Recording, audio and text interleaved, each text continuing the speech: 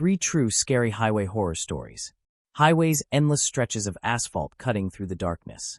They connect cities, towns, and lives, but there are stretches of road where time feels different, where the air grows thick with something unseen. The long, lonely miles can play tricks on the mind, or maybe they reveal what's truly there. Imagine this. You're driving late at night, miles away from the nearest town. The only sounds are the hum of your engine and the occasional rustle of the wind against your window. Your headlights carve a path through the void, illuminating nothing but an endless ribbon of road. There's no sign of life, no cars, no streetlights, no familiar landmarks. Just you and the empty expanse stretching ahead. Then something shifts. Maybe it's a shadow moving just beyond your vision, or a flicker in your rearview mirror. You tell yourself it's nothing, just fatigue playing tricks on you. But the uneasy feeling doesn't fade. In fact, it grows. You check the mirror again, and for the briefest moment, you think you see someone, or something, sitting in the back seat. You turn around, heart hammering against your ribs, but there's nothing there. Just darkness, silence, and the gnawing feeling that you are not alone. Tonight, we explore 3 terrifying true highway horror stories. Accounts from those who have traveled these roads and encountered something they could never explain. Their stories are not urban legends, not campfire tales passed down through generations. These are the words of real people who set out on a drive just like any other, only to find themselves trapped in something far more disturbing than they ever imagined. Welcome back to Victor Nightshade, where we uncover the most chilling true horror stories. If you enjoy unsettling encounters and unexplained mysteries, be sure to like this video, subscribe, and turn on notifications. Trust me, you won't want to miss what's coming next. Now, settle in, turn down the lights, and prepare yourself, because these stories may change the way you see the open road forever. Story 1: The Vanishing Hitchhiker. The highway stretched endlessly before him, slick with rain, the night pressing in from all sides. Mark had been driving for hours, his eyes heavy, his mind dulled by the monotony of the road. The truck's headlights cut through the darkness, revealing little more than the empty stretch ahead. The wipers scraped rhythmically against the windshield, clearing away sheets of rain, but visibility was still poor. The storm had rolled in quickly, and now the road seemed abandoned, swallowed by the darkness. Mark shifted in his seat, rolling his stiff shoulders. The faint hum of the radio barely cut through the sound of the rain. He was used to long drives, used to the silence, the isolation, but tonight, something felt different. There was an odd heaviness in the air, a sense that something unseen was lurking just beyond the edges of the headlights. He told himself it was just fatigue, just the exhaustion of too many hours on the road. But then, out of nowhere, he saw her. A figure on the roadside. A woman, standing motionless just beyond the reach of his high beams. At first, she was barely more than a silhouette, a pale shape against the dark backdrop of the storm. But as he drew closer, the details came into focus. She was young, maybe early 20s, dressed in a white dress that clung to her form, soaked through from the rain. Her hair was long and dark, plastered to her face. She didn't wave. She didn't move at all. She simply stood there, waiting. Mark's grip tightened on the wheel as unease prickled at the back of his neck. Something about her sent a chill through him, but he couldn't just leave her there. The stretch of highway was desolate, miles away from the nearest town. He slowed the truck, pulling onto the shoulder just ahead of where she stood. The rain drummed against the roof as he leaned over, pushing open the passenger door. "Need a ride?" he called over the sound of the storm. She stepped forward without hesitation, moving with an eerie stillness. As she climbed into the truck, the scent of rain and something else, something faintly metallic, filled the cab. Mark stole a glance at her as she settled into the seat. She was pale, almost unnaturally so, her skin seeming to glow under the dim interior light. Water dripped from her hair onto the fabric of the seat, but she didn't seem to notice. She didn't shiver, didn't react to the cold. The only thing she did was speak, her voice soft, almost distant. "Just a few miles down," she said, giving him an address. Mark nodded, forcing himself to focus on the road as he pulled back onto the highway. He cleared his throat. "You from around here?" he asked, trying to ease the tension that seemed to thicken the air. She didn't answer. He tried again. Rough night to be out walking alone. Again, silence. She didn't even look at him. Her gaze remained fixed on the road ahead, unblinking. Mark felt a shiver crawl up his spine. There was something profoundly unnatural about the way she sat, perfectly still, hands folded in her lap, as if she wasn't entirely there. The miles passed in silence, the only sounds the hum of the engine and the steady rhythm of the rain. Mark kept glancing at her from the corner of his eye, expecting, hoping, for some sign of normalcy. But she never moved, never reacted. It was as if she was waiting. But for what? Finally, the house came into view, an old structure sitting at the end of a long, gravel driveway. The porch light was on, casting a weak glow against the storm. Mark felt a strange sense of relief. This was almost over. He slowed the truck, pulling up to the house. "Here we are," he said, reaching for the gear shift. "You sure this is the right place?" Mark turned to look at her. The seat was empty. His breath caught in his throat. His hands tightened on the steering wheel as a cold wave of fear washed over him. The door hadn't opened. He hadn't heard a sound. And yet she was gone. The passenger seat was still damp where she had sat, the faint outline of her form imprinted in the fabric, but there was no sign of her. For several long moments, he sat frozen, his heart pounding. Then, slowly, he opened the door and stepped out into the rain. He had to be imagining things. She must have gotten out while he was focused on the road. He approached the house, his boots crunching against the wet gravel. Raising a hand, he knocked on the door. A long pause. Then, the door creaked open. A woman stood there, older, with weary eyes that seemed to carry the weight of too many years. She took one look at him and frowned. "Can I help you?" she asked. Mark hesitated. Yeah, I just dropped someone off here." A young woman. She said this was her address. The woman's face changed instantly. Her expression went from confusion to something else, something Mark couldn't quite place. Her eyes darkened, her hands tightening on the edge of the doorframe. "What did she look like?" she asked, her voice barely above a whisper. Mark swallowed, a strange sense of dread creeping in. She was young, dark hair, wearing a white dress. "I picked her up on the highway, just a few miles back." The woman's breath hitched. She swayed slightly, as if the weight of his words was too much. And then, in a voice so quiet he almost didn't hear it, she said, "That was my daughter.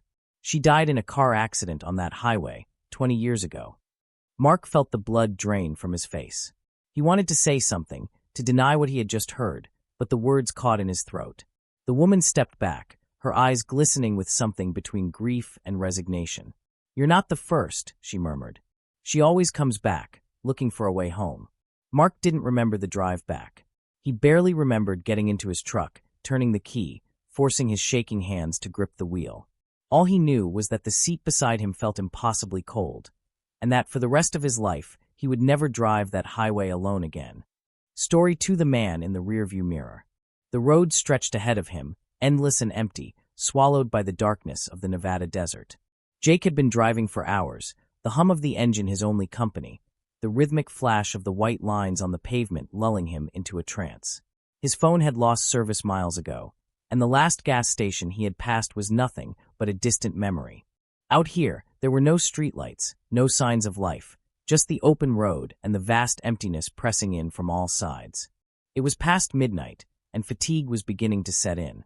He reached for his coffee, taking a slow sip, hoping the caffeine would keep his senses sharp. The dashboard clock glowed faintly, 12:47 a.m. The headlights cut through the thickening fog, illuminating the cracked pavement ahead. There was something unsettling about the silence, about the way the desert swallowed all sound. Even the faint static on the radio had died out miles back. Jake exhaled, gripping the wheel a little tighter. Then, out of habit, he glanced at the rearview mirror. His breath caught in his throat. A man was sitting in the back seat. Jake's pulse slammed against his ribs. The figure was shrouded in darkness, wearing a hooded jacket, his face completely hidden in shadow. His posture was rigid, unmoving. Jake's mind raced, his thoughts colliding in a panicked blur. He knew, he had locked his doors when he left the last rest stop. There was no way anyone could have gotten in. And yet, there he was. Instinct took over. Jake's foot slammed on the brakes, the tires screeching against the asphalt. The car skidded to a stop, dust rising around it in a thick cloud. His breath came in sharp, uneven gasps as he turned, hands shaking, heart pounding so hard it drowned out everything else. The back seat was empty. Jake's fingers dug into the steering wheel. He forced himself to breathe, to slow his racing pulse. Maybe it had been a trick of the light, an illusion born from exhaustion. He reached for his phone, fumbling in the dim glow of the dashboard. Still no service. He exhaled sharply, rubbing a hand over his face. Then movement. Not behind him. Not inside the car. But just beyond the windshield. Jake's gaze snapped forward, and his stomach turned to ice. Written in the dust on the glass, scrawled in uneven letters, was a message. See you soon. His blood ran cold. His breath caught in his throat. His mind refused to process what he was seeing.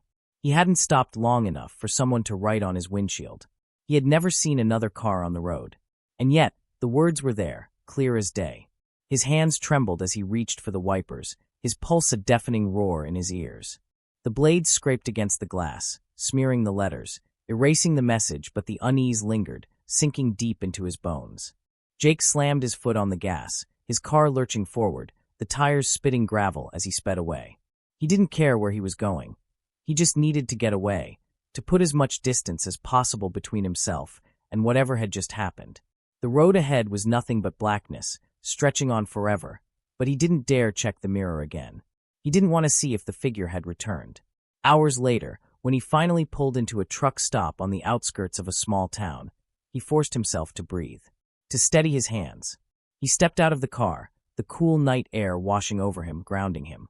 He told himself it was exhaustion, that the long drive had played tricks on his mind. But as he reached for his duffel bag in the back seat, his fingers brushed against something on the leather seat. A single black feather. Jake never took that highway again. And no matter how many nights passed, no matter how far away he got from that road, one thought never left him. That message wasn't a warning. It was a promise. See you soon. Story 3, The Endless Road. The road stretched endlessly before them, a narrow strip of cracked asphalt winding through the vast, empty darkness of the Appalachian Mountains. Claire and Daniel had been driving for hours, yet something felt wrong. The GPS still showed miles to the next town, but an unsettling feeling gnawed at Claire as she peered out into the thick forest lining both sides of the road. The trees seemed taller than before, their gnarled branches clawing toward the sky like skeletal fingers. The further they drove, the denser the woods became, swallowing the last traces of moonlight. The clock on the dashboard read 2:13 a.m., the same time it had shown the last time she checked. And the time before that. Claire frowned. That didn't make sense. She tapped the screen of her phone, but it was frozen, stuck on the same location, the same winding road, the same impossible distance to their destination. That can't be right, she muttered, shaking it slightly as if that would make the numbers change. Daniel gripped the wheel, his knuckles white. Do you recognize that? He asked, voice tight. Claire followed his gaze and felt her stomach drop. A mile marker. Weathered, barely legible, standing crooked on the side of the road. The number carved into it sent a chill down her spine. She had seen it before. Maybe 20 minutes ago. Maybe an hour. We've passed this already, Claire whispered, but Daniel was already nodding.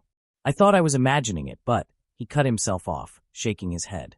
Let's keep going. His voice was forced, his grip tightening on the wheel as he pressed down on the accelerator. The car surged forward, headlights cutting through the thick fog that had started rolling in. Minutes passed. Or maybe hours. They couldn't tell anymore. The same landmarks kept appearing. The same twisted tree, its bark charred black as if struck by lightning. The same abandoned gas station, its windows shattered, the open 24 hours sign flickering weakly in the darkness. Every instinct in Claire's body screamed that they should turn around, that something was terribly, horribly wrong, but neither of them spoke. The silence between them grew heavier, suffocating. Then the headlights flickered. Once. Twice. And then the car lurched violently as the engine sputtered. Daniel cursed under his breath, guiding them to a slow stop. The moment they came to a halt, an unbearable stillness settled over them. No wind. No rustling leaves. Even the usual hum of insects had vanished. Claire reached for the key, intending to restart the engine, but the moment her fingers brushed against it, the road ahead changed. One moment, the cracked asphalt stretched before them. The next, it was gone. Claire's breath hitched. Where there should have been more road, there was nothing. Just a yawning void, stretching endlessly beyond the beams of their headlights. A blackness so deep, so absolute, it felt alive. The car's front wheels rested mere inches from the edge. One more second of driving, and they would have disappeared into whatever lay beyond. Her pulse thundered in her ears as she turned to Daniel, but he wasn't looking at the abyss. His gaze was locked on the rearview mirror. His face had gone pale, his hands gripping the wheel like a lifeline. Claire followed his line of sight, and her stomach twisted violently. In the mirror's reflection, the road behind them wasn't the road they had driven down. It was something else entirely. The trees were wrong, taller, denser, their shapes shifting like distorted shadows. The gas station was closer, its sign now completely dark. And in the distance, barely visible in the dim light, stood a figure. Motionless. Watching. Claire's breath came in short gasps. "Go," she whispered, voice barely audible. "Daniel, go." The car roared to life, tires screeching as Daniel spun them around. The moment they turned, the abyss vanished, replaced once again by endless road. They sped down the highway, the needle on the speedometer climbing higher and higher. Trees blurred past, mile markers flashing in the periphery. Faster. Faster. They just needed to reach something, anything that made sense. But when they finally passed a familiar landmark, the charred tree, Claire felt her stomach drop. The gas station loomed ahead. The same one. The same shattered windows. The same flickering sign. They had never left. Daniel's grip on the wheel was iron-tight, his breathing ragged. "This isn't happening," he muttered, shaking his head violently. "This isn't real." But it was. The road wasn't letting them go. Claire clenched her fists, forcing herself to think. "Take the next turn," she said suddenly. Just turn off this road." It wasn't a plan, not really, but staying on this path clearly wasn't working. Daniel hesitated only for a second before yanking the wheel sharply to the right. The car veered onto a narrow dirt path, the tires kicking up dust as they sped away. For a moment, nothing happened. The road twisted and turned, winding through the dense forest, the trees growing so close together they seemed to swallow the car whole. Then slowly, the weight in Claire's chest began to ease. The air felt lighter. The trees looked normal again.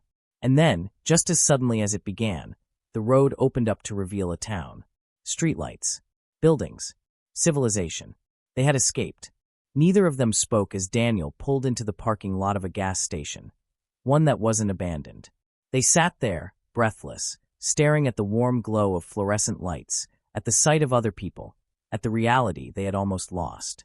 Claire finally broke the silence. "We're never taking that road again." Daniel didn't argue. He just nodded. And in the rearview mirror, in the reflection of that cursed highway fading behind them, the figure was gone. Have you ever experienced anything creepy on a highway at night? Let me know in the comments below. And if these stories sent chills down your spine, don't forget to smash that like button. These were just a few of the many eerie encounters reported on lonely highways. The road can be a dangerous place, but sometimes what lurks in the shadows is far worse than anything you can see. If you enjoyed these stories, be sure to subscribe and hit that notification bell, because next week, we're exploring the most haunted roads in America, ones you should never drive alone at night.